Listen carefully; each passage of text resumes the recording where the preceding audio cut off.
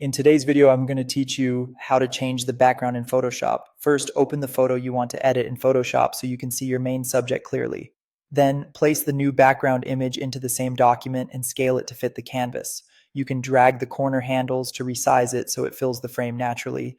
Just make sure it sits behind your subject in the final composition. Next, duplicate the original background layer by pressing Ctrl on Windows or Command on Mac with the J key. This gives you a safety copy so your original remains untouched. Move that duplicated layer to the top of the Layers panel. We'll use it to isolate the subject above the new background. Go to Select, then Select and Mask. This opens a dedicated workspace for cutouts.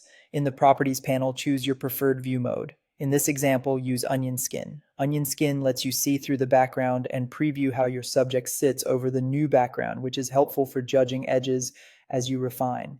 Click Select Subject. Photoshop's AI will analyze the image and automatically extract the subject for you, giving you a strong starting point. To improve fine details, click Refine Hair. This focuses on tricky strands and flyaways so they look more realistic against the new background. Scroll down and enable Decontaminate Colors to remove any color fringing, those unwanted tints that can appear around edges when you replace a background. Adjust the amount slider until the edges look natural without losing important detail. Subtle changes often look the most believable. Now set output to new layer with layer mask. This keeps your subject non-destructive on its own layer, making it easy to tweak later if needed. Click OK to apply the selection and return to the main document. At this point, you can delete the background copy layer since it's no longer needed. Your subject is already isolated on a new layer with its mask. Right-click Layer 1, which is the new background you placed earlier, and select Convert to Smart Object.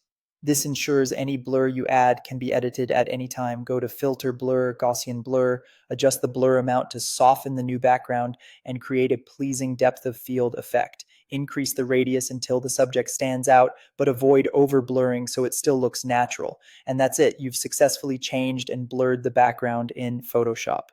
If you found this tutorial helpful, don't forget to like the video and subscribe to my channel for more Photoshop tips and tutorials.